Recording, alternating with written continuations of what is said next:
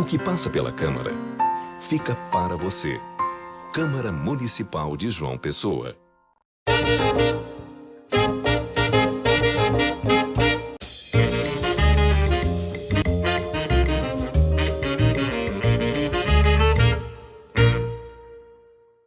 Olá, estamos começando o Câmara Jovem, Exame Nacional do Ensino Médio.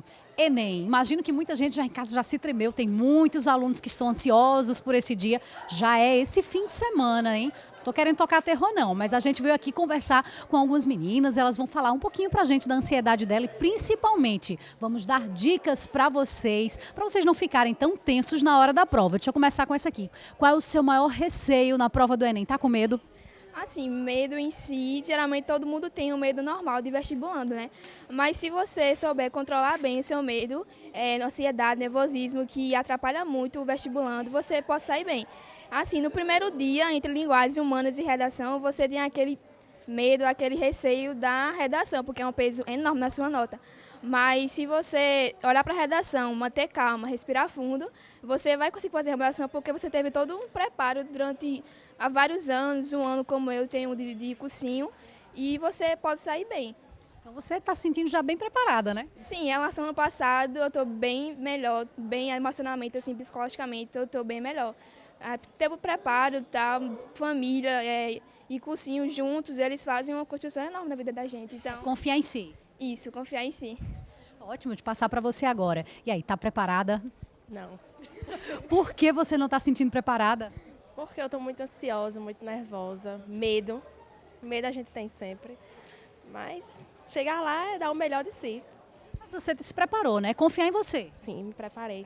Confiar, o negócio é confiar. O medo todo mundo tem, ansiedade todo mundo tem. É chegar na hora da prova, manter a calma, respirar fundo e acreditar que tudo vai dar certo. Tá vendo? Você já sabe o segredo, o macete, né? E você? Qual é o seu principal receio aí da prova? Tá se sentindo já preparada para ela? Preparada sim, mas medo, como elas dizem, todo mundo tem, né? O meu principal medo é a redação, por ser assim, uma das mais importantes e a gente nunca saber se sempre é surpresa. O tema vai ser uma surpresa, então a gente não sabe como vai ser na hora, mas durante todo o ano a gente vai se preparando, fazendo redação sobre muitos temas, os professores ajudam, dão dicas de tema, de como fazer. Então, assim, a ansiedade vem, mas a gente também está preparada, assim.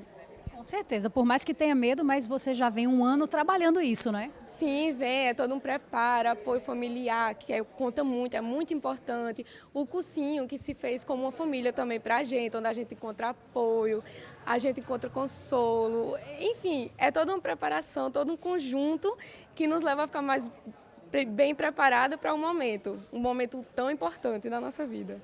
Pois então, meninas, eu desejo boa sorte para vocês, boa sorte para todas que irão fazer o Enem. E você que está nos acompanhando, vamos começar agora as dicas. Já que o receio delas é a redação, então vamos começar com dicas de redação.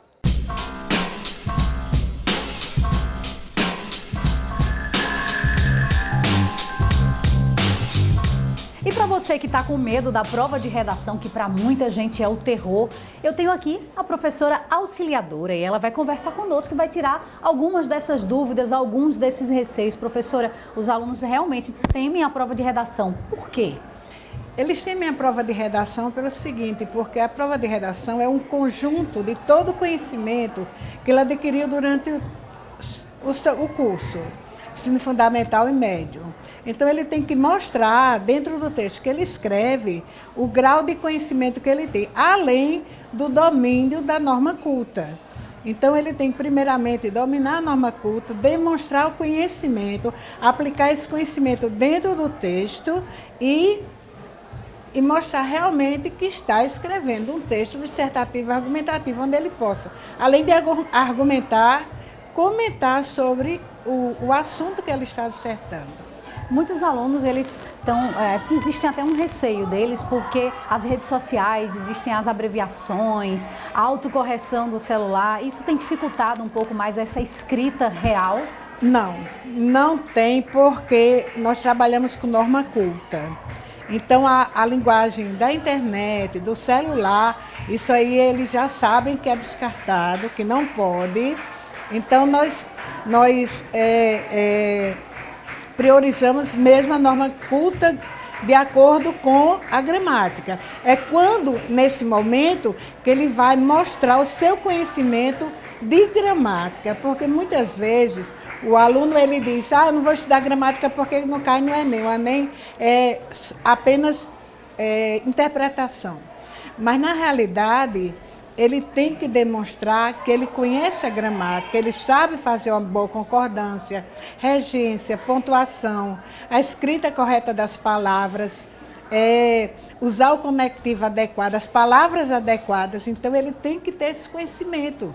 Então, a gramática se faz importante porque é quando ele vai demonstrar que sabe dentro da redação, que é o texto que ele vai produzir, que é como se fosse a culminância de tudo que ele aprendeu. É hora de colocar em prática. Por isso a importância da redação. Por isso também o peso maior da redação.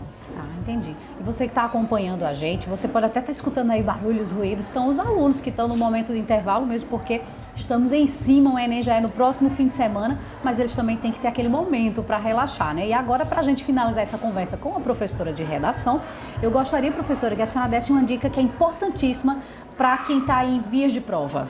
Olha, mais importante, importantíssimo mesmo, é o aluno focar no tema. Ele começar a trabalhar o texto a partir do tema, a partir da introdução. Ele não tentar tangenciar esse tema, porque se ele começa a tangenciar a partir da introdução, ele termina se perdendo no decorrer do texto. Isso é muito importante, que ele mantenha o foco no tema. Outra coisa muito importante é que o Enem, ele sempre apresenta um tema e um recorte temático. Por exemplo, os efeitos da lei seca no Brasil. Se você fala sobre lei seca e não fala sobre os efeitos no Brasil, então você já perde muito ponto na redação. Você só fala do corpo da redação, mas você não fala daquela parte que o Enem afunilou dentro do tema. Por exemplo, combate à intolerância religiosa no Brasil. O aluno fala o tempo todo sobre intolerância religiosa, mas se esquece de falar do combate e no Brasil. Então, nisso, ele perde muito ponto. Ele tem que contemplar o tema como um todo e trabalhar em cima disso o tempo todo. Porque uma redação com coerência e com coesão, ela tem grande probabilidade de tirar uma nota boa. Sem contar que ele tem que ter o domínio da norma culta, ele tem que fazer a seleção perfeita das ideias. Se fizer uma citação, a citação tem que ser de acordo com o tema, não é jogar aleatoriamente. Nada de inventar. Né? Nada de inventar, porque o professor está ligado também. O professor ele tem capacidade de discernir o que está certo e o que está errado dentro do texto. E ter cuidado também para não apresentar uma redação, um texto senso comum, mas apresentar um repertório cultural bem elaborado dentro do texto. E com essas dicas eu acho que o aluno vai ter um bom resultado na prova do Enem. Muito obrigada então, professora. E você, não sai daí que tem mais uma dica. Espera aí, vamos à próxima aula.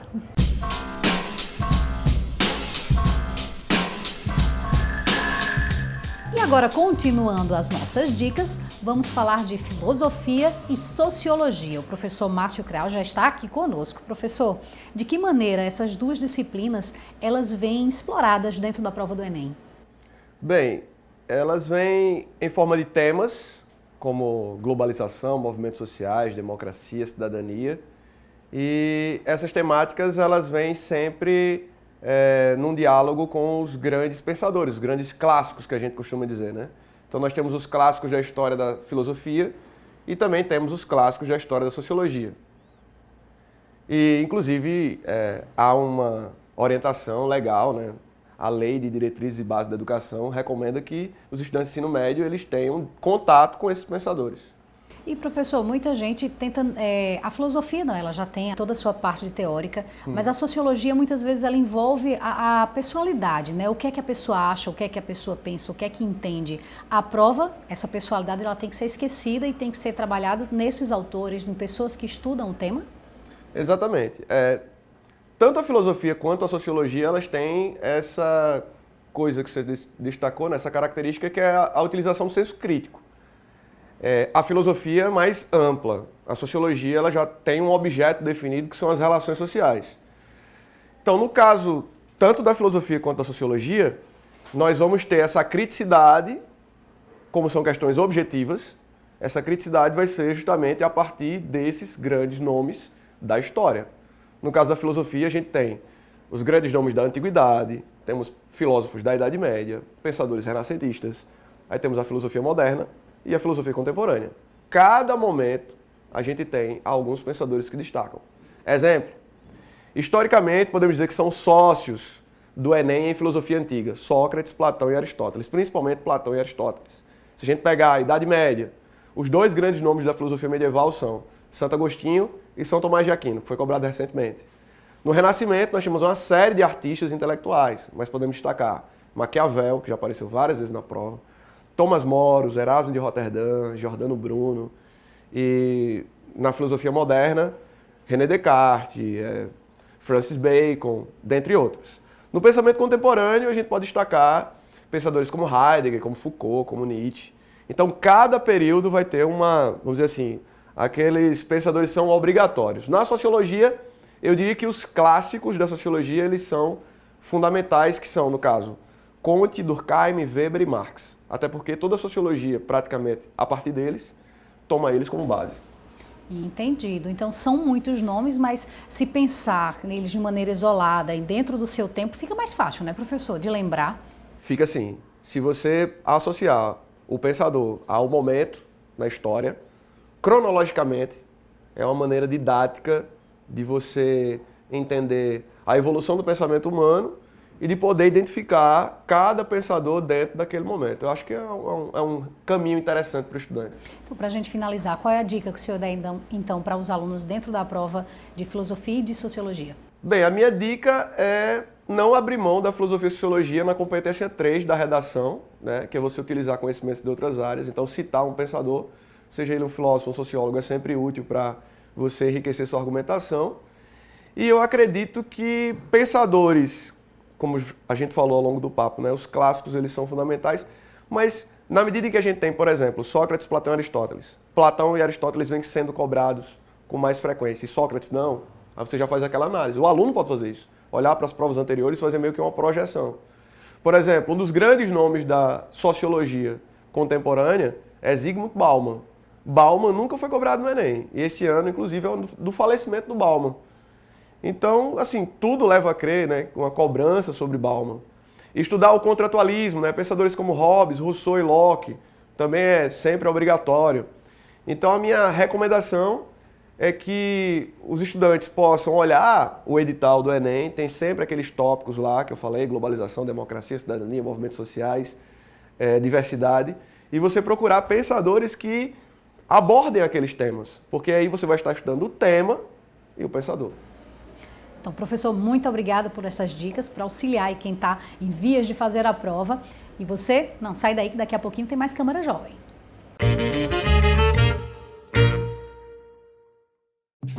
Pode falar, pode chamar. Cultura, saúde, mobilidade, justiça, segurança, trabalho, respeito, educação, sustentabilidade. Queremos escutar você e fazer mais pela nossa cidade. É eficiência, transparência e compromisso. É a Casa do Povo. Câmara Municipal de João Pessoa. O lugar para a sua voz falar mais alto.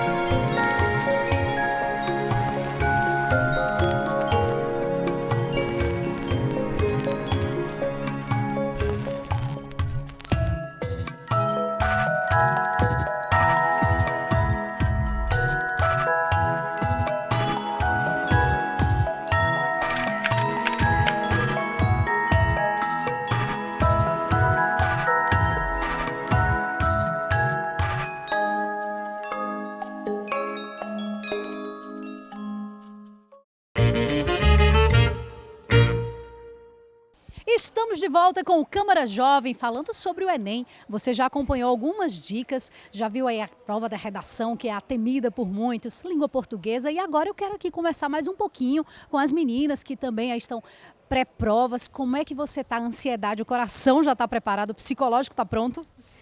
Preparado a gente acha que nunca tá, né? Mas é encarar e deixar o nervosismo de lado, porque atrapalha muito na relação da prova.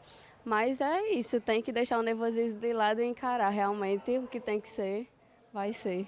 Nesse primeiro dia, você já chegou a olhar o local de prova, já conhece o lugar, já pensou com o roteiro que você vai fazer? Já pensei.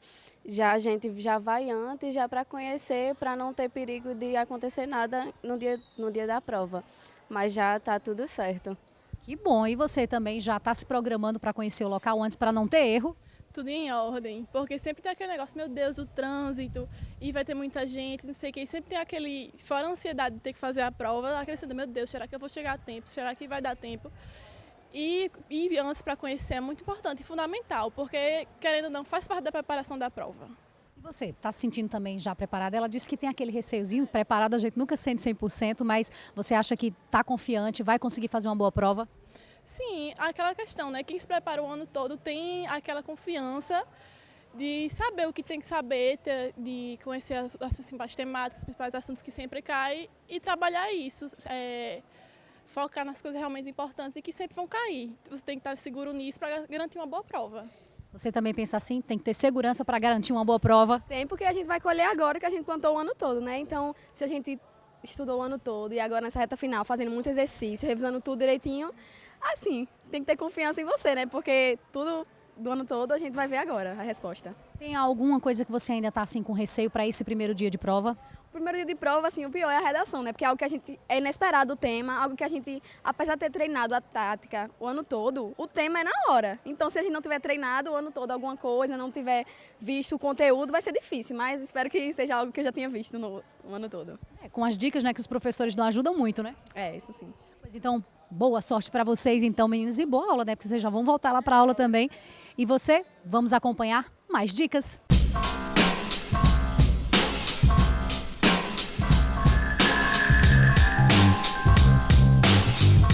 Bem, já que a gente está vendo aí que o maior medo, o maior receio é a redação, então vamos dar uma reforçada nisso aqui. O professor Léo vai falar com a gente agora. Professor, a maior preocupação é o tema. Por que tanto medo com o tema? Bom, Sueli, nós só desenvolvemos bem um assunto quando nós o sabemos, né? Quando nós não sabemos e falamos sobre isso, o texto tende a ser circular. Ele não há progressão textual. E, evidentemente, o corretor da redação vai observar que o aluno não progride no tema. Ele fica só tangenciando, enrolando, por assim dizer. Então, é preciso que o aluno esteja preparado para tudo, né? Mas, assim, é claro que nós podemos fazer algumas apostas. É importante que o candidato ao Enem esteja bastante ligado em tudo que está acontecendo no momento. Então, assistir aos telejornais, esse é o porquê de assistir aos telejornais, de ler as manchetes na internet. Às vezes o candidato, em virtude de ter várias disciplinas para estudar, ele não vai acompanhar essa série de informações. No entanto, a dica é que o aluno, ao longo do processo, acesse manchetes, né, um bom site de notícias, para acompanhar pelo menos aquelas informações mais relevantes. Mas é claro que o aluno, ele acaba meio que sabendo, ficando atualizado, porque a aula de História e Geografia, ele meio que traz um pouco do atual. E a redação, ela geralmente busca um tema da atualidade? Sim, um tema atual e polêmico. Como você bem falou, as aulas de Geografia, de História, de Sociologia, de Filosofia, é imprescindível para que o aluno desenvolva bem o tema. No desenvolvimento, ele precisa, de certa forma, apresentar um argumento da autoridade. Um sociólogo, um filósofo, um geógrafo, um psicanalista, que aborde o tema com propriedade. Se a gente chama de argumento da autoridade, isso vai fortalecer os argumentos do candidato. É importante que o candidato também conheça bem, né? Que a citação realmente é aquela, ou a autoridade realmente fale daquele assunto, não é? De fato, digo sempre que é relevante, muitas vezes, o aluno apresentar a obra. Ele vai citar o Bauman, mas Bauman fala isso em qual livro? Amor Líquido, Modernidade Líquida. E isso dá maior credibilidade ao candidato. E a língua, no caso a prova, né, de língua portuguesa propriamente dita, o que é que ela traz hoje em dia no Enem? Predomina a parte de interpretação de texto. No entanto, as pessoas subestimam a prova de linguagens porque acreditam que a prova de linguagens é só interpretação de texto. E acreditam que não precisa estudar interpretação de texto, que interpretação de texto é só ler. Isso é um péssimo engano e tendencioso também as pessoas que propagam essas informações. É preciso ter, na verdade, um profundo conhecimento de linguística e de gramática, não aquela gramática tradicional, a gramática normativa, com aquela nomenclatura, oração subordinada, substantivo, objetivo, direta, reduzida, definitivo. Não vai cair assim, né? Não é assim que cai isso ali. Ele cai, por exemplo, a semântica, né? Os sentidos das palavras, certo? Como os pronomes, por exemplo, eles contribuem para a coesão textual, as conjunções, como esse processo cognitivo contribui para a construção de um texto. Mas para também ter esse conhecimento da semântica, você tem que ter o conhecimento da sintaxe. Então é importante sim ter essa parte da gramática, é importante dar atenção para isso e não só a interpretação de texto. Sim, a prova do Enem tem essa característica de não trabalhar com conhecimentos estanques, né, mas conhecimentos interrelacionados. Professor, então a gente agradece a sua participação. Passa uma última dica para os alunos. Pessoal, a dica é o seguinte: revisem todos os conteúdos de maneira bastante objetiva. Ainda dá tempo de treinar a redação, façam redações, nem que seja, eu até exagero, que não exagero na verdade, fazer uma redação por dia. Claro, se você produziu ao longo do tempo, ao longo do ano, é importante que você volte aos temas que vocês considerarem mais relevantes. Revisem as referências, revisem a maneira como vocês construíram as redações. Confiança, tranquilidade, confiem em vocês sobretudo. Um abraço e até a próxima. Bem, tá aí, recado dado. Vamos a mais uma aula.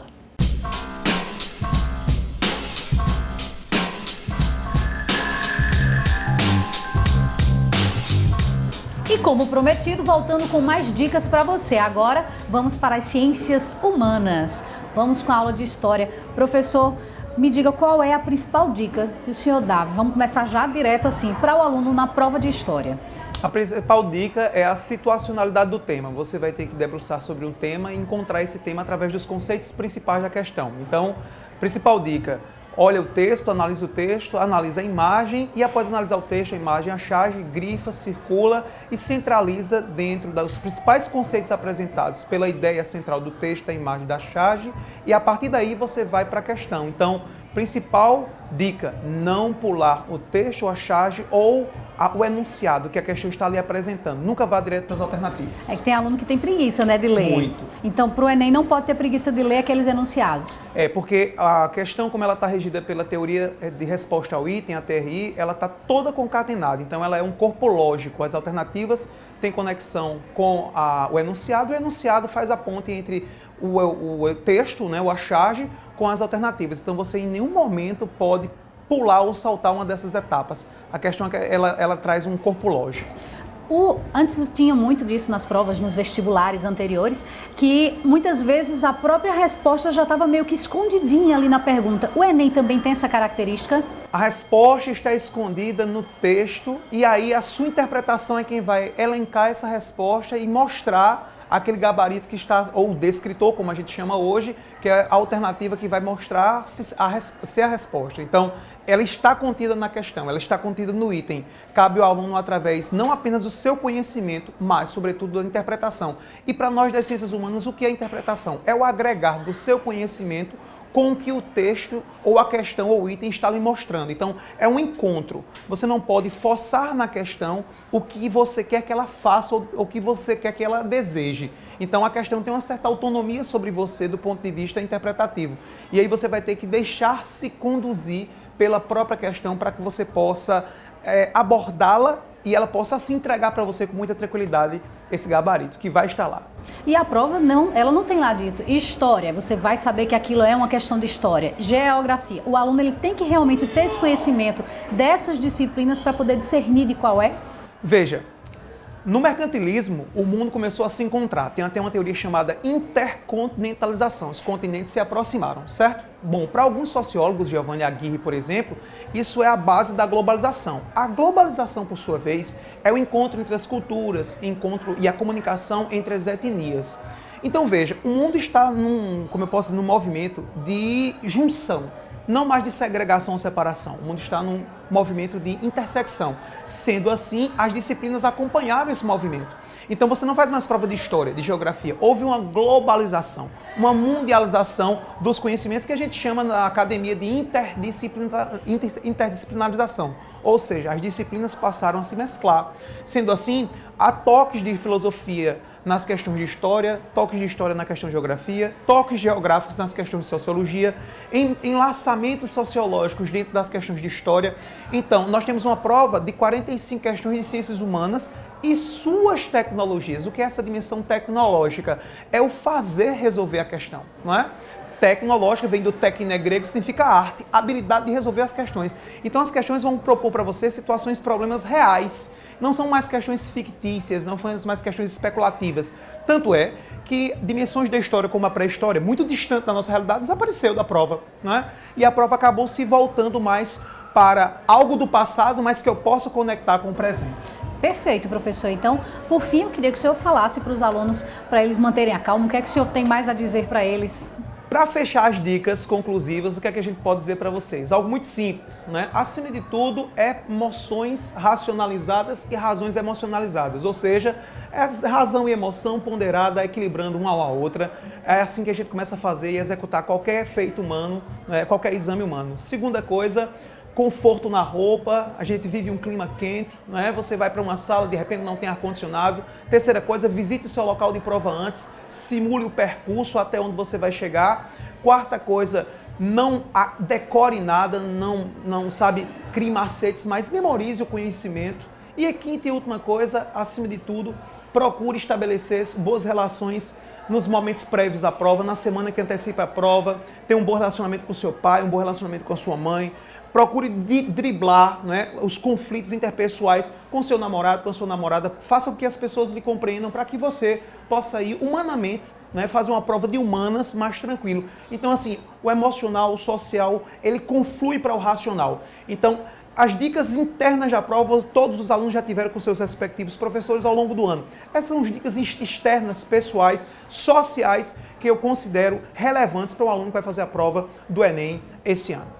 E aí, gostou das dicas? Agora falando mais calmo, mais tranquilo, para você, aluno que vai fazer o Enem, boa sorte, mantenha calma, saia de casa com antecedência. Não esqueça das dicas que o professor acabou de falar para você, hein? A roupa também influencia muito para que você se sinta confortável na hora da prova. Então, é o que toda a equipe da TV Câmara deseja para você, uma boa sorte, uma boa prova e que dê tudo certo. E você já sabe, né? Quer rever esse programa? Temos as nossas redes sociais. YouTube, TV Câmara JP e também o Instagram e o Facebook, Câmara Municipal JP. Segue a gente e compartilha. Semana que vem tem mais Câmara Jovem. Até lá!